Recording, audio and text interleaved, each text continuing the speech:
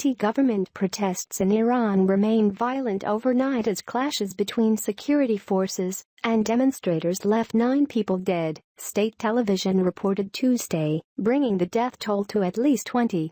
The unrest has raged now for 6 days, and confounded leaders who have struggled to respond. The protests have been stunning in their ferocity and geographic reach, spreading to far-flung towns and cities that are strongholds of the middle and working classes.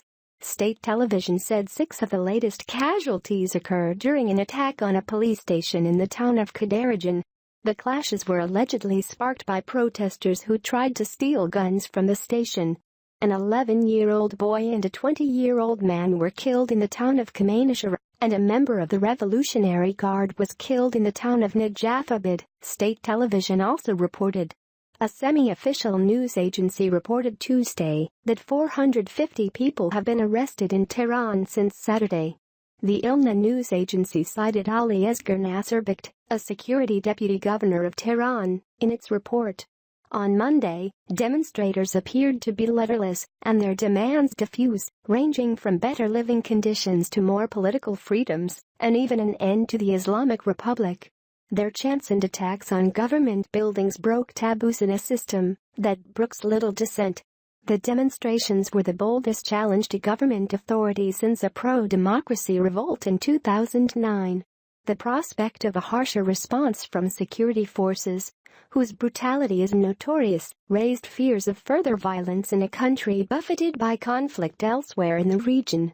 Iran has sent cash, weapons, and fighters to prop up proxies and allies from Syria to Lebanon and Gaza, and that too has become a focus of the protests.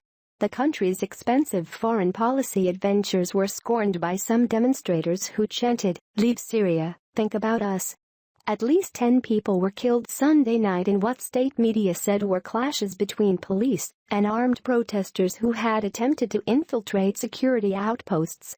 The demonstrators were from provincial areas in the south and southwestern parts of the country, including both impoverished and oil-producing regions. Earlier, activists said 2 demonstrators were shot and killed Saturday during peaceful protests.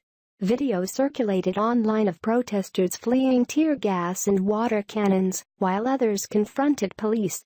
On Monday, demonstrators again gathered in Tehran, as well as in an array of provincial cities, including Kermanshah in the west and Shiraz in central Iran, according to reports on social media.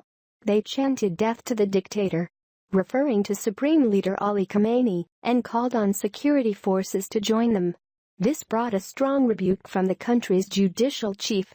"I demand all prosecutors across the country to get involved," said Qahdarijan, the Associated Press reported. "Their approach should be strong," he said. "When it comes to regime survival, Khamenei calls the shots," Cliff Kupchan, chairman of the political risk firm Eurasia Group, said in a briefing note. "And he's got a lot of loyal and ruthless troops at his disposal." The unrest began Thursday in the northern city of Mashhad over price increases and other economic woes. Iran's economy has been battered by years of U.S. and international sanctions, which isolated the Islamic Republic for its nuclear program. Many of those sanctions were lifted as part of a nuclear deal with world powers in 2015, but few Iranians have benefited from the relief. In contrast to the 2009 uprising, which challenged the re-election of then-President Mohammad Ahmadinejad and was driven primarily by Tehran's educated elite, the current protests have occurred throughout the country and in traditional government strongholds. The pro-reform figures associated with the 2009 revolt, some of whom remain under house arrest, have been noticeably absent from the political scene since the new protests began. Demonstrators have refrained from calling for the release of those figures and some of Iran's most well-known opposition leaders. The protesters have either become more radicalized in their demands and/or simply don't belong to the generation that experienced the events of 2009 as adults. Mohammad Ali Shabani, editor of Iran coverage at the online news portal Al Monitor, wrote Sunday. Iran's economy has grown since the nuclear deal thanks to resumed oil exports. Iran is a major OPEC power, but growth outside the oil sector has sagged. Inflation is on the rise and unemployment high, at an official rate of 11.7%. Youth unemployment is significantly higher, at 24.4%, according to the government-run Statistical Center of Iran.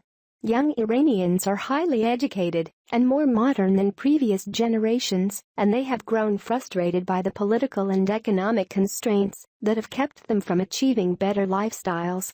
There is a wide, and perhaps growing disconnect with political elites, Shabani wrote. Then, in recent weeks, proposed price increases for staples such as fuel angered many across the country. The broad nature of the protests has perplexed Iran's leaders, some of whom have recognized the demonstrators' concerns but have called for swift action against those who break the law. President Hassan Rouhani, a moderate who has allied with reformists, has appealed for calm, saying that demonstrators have a right to protest and criticize the government, but that they should refrain from violence. In a televised address Sunday, he acknowledged the government's lack of transparency and endemic corruption, calling on state bodies to allow more space for criticism. Monday, in a statement, he called the protests an opportunity, not a threat.